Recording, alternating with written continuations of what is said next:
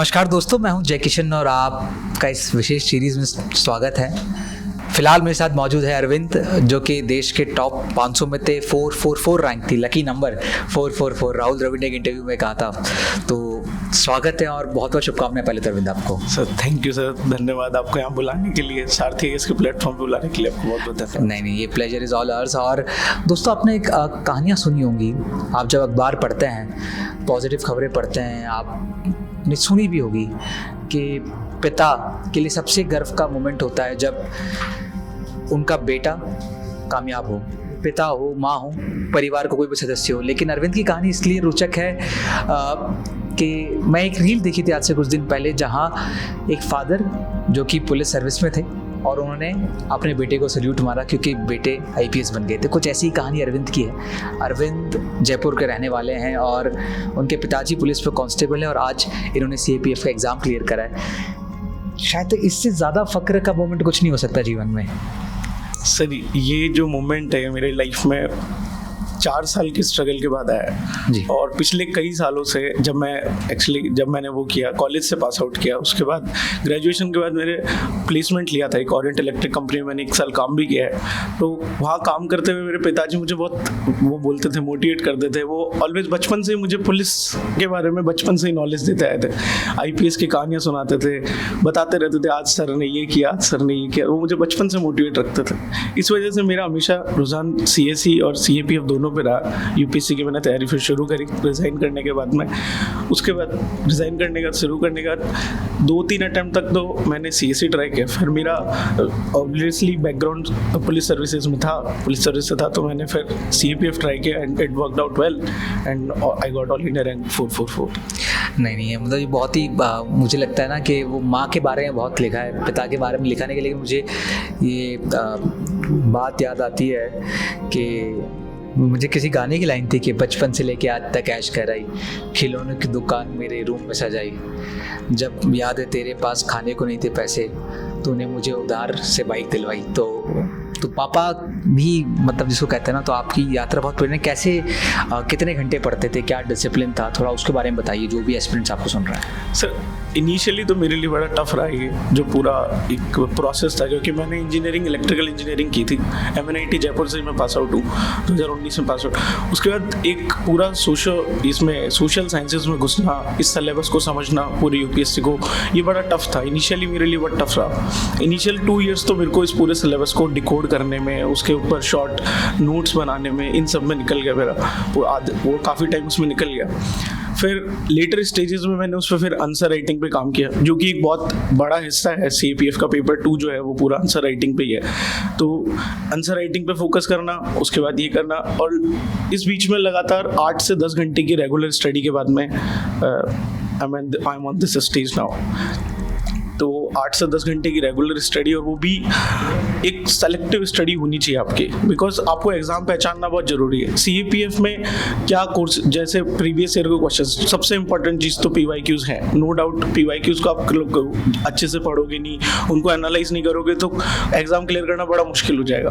बहुत चीज़ें रटते चले जाओगे पर आप वो पहुँच ही नहीं पाओगे, उस वाले मुकाम तक पहुँच नहीं पाओगे। इसके लिए स्पेसिफिक स्टडी बहुत ज़रूरत है। जैसे साइंस बहुत इंपॉर्टेंट हो जाता है when it comes to CAPF, तो साइंस को पढ़ना बहुत जरूरी है, साइंस के सब्जेक्ट्स को, उसमें काफ़ी बड़े क्वेश्चंस वगैरह रहते हैं। दूसरी चीज़ आंसर राइटिंग, उधर जो आंसर राइटिंग रहती है वो पर्टिकुलर ओपिनियन बेस्ड रहती है, जब हम सीएसई वगैरह ट्राई करते हैं। बट सीएपीएफ में कि आपको थोड़े एसेज वगैरह की स्टडी होनी चाहिए, और रिपोर्ट राइटिंग का पैटर्न, लेटर राइटिंग का, और ऐसे वो आर्ग्यूमेंट राइटिंग का पैटर्न, इन सब की नॉलेज आपको होनी चाहिए। ये अगर पर्टिकुलर स्टडी आपने कर ली और 2-3 बार अच्छे से मॉक लगाएं अच्छी कोचिंग्स के साथ में, तो आप पक्का इसको क्लियर कर जाएंगे, कोई दिक्कत आएगी नहीं इसमें। मुझे याद है अरविंद जी कि ना, मैंने जब तैयारी शुरू करी थी, मेरा अरिंदम सर के साथ सारथी जब एक स्टेज पे था, एक ब्रेन चाइल्ड, तब से मैं सर के साथ हूँ। मुझे महसूस हुआ अपनी तैयारी में कि एक पर्सनल स्किल्स को इंटरप्रेट करते हुए, पर्सनालिटी को इंटरप्रेट करते हुए क्या स्ट्रेंथ है क्या वीकनेस है, उस पर अरिंदम सर या सारथी काम करता है। आपको क्या महसूस हुआ आपकी सारथी के साथ, अरिंदम सर के साथ जो यात्रा रही, उसके बारे में थोड़ा बताइए। जब मैं मॉक इंटरव्यू के लिए आया था, मैं जब आया था यहाँ पे, तो मैंने उससे पहले रिसर्च किया था इसमें सारथी आईएएस के और इंस्टीट्यूट के बारे में।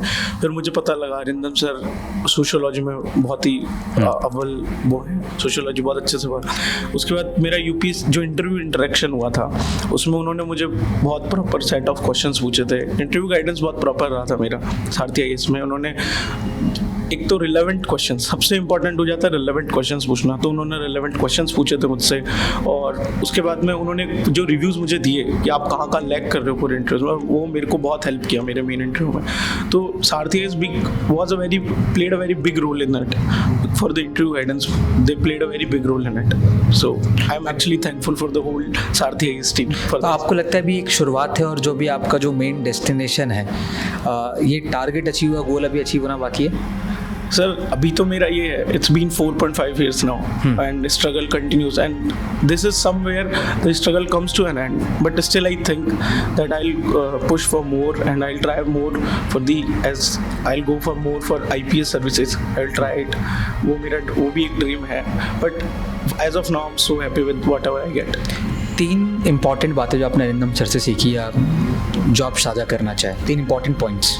सर सबसे पहला तो जो गाइडेंस इन्होंने दिया इंटरव्यू के टाइम पे वो, दूसरा इन्होंने मुझे मीन्स में सोशियोलॉजी के बारे में बताया कि सोशियोलॉजी को कैसे परस्यू किया जा सकता है मीन्स के अंदर, तो वो बहुत हेल्प करेगा। मुझे पता है आने वाले टाइम में सोशियोलॉजी को कैसे मूव करना है। एंड और पूरी टीम सारथी है इसकी, इन्होंने पूरा हेल्प, उधर जो पैनल पे सर थे, जो चेयरमैन सर और वो सब बाकी सब सर थे, उन्होंने बहुत अच्छे से मुझे रिव्यूज़ वगैरह दिए थे। ये आखिरी सेगमेंट है, इसको हम रैपिड फायर करेंगे। बिल्कुल। कुछ व्यक्ति सिचुएशंस में आपको बताऊंगा और आपको उनको एक वर्ड या लास्ट एक सेंटेंस की लिबर्टी है, आपको डिफाइन करना है। यूनिफॉर्म मतलब सर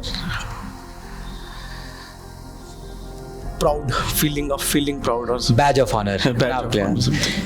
पापा sir always ideal, all dear for always. देश nation comes first when it comes to duties. परिवार they are the first line of defense for me. UPSC a dream sir. Arindam sir a guide, a proper guide to achieve it. Sarathi played a very big role in it. Future Sir, uniform and a pride to all my family, to institute, to my teachers, and I'll serve in the services. Most important quality an individual should have?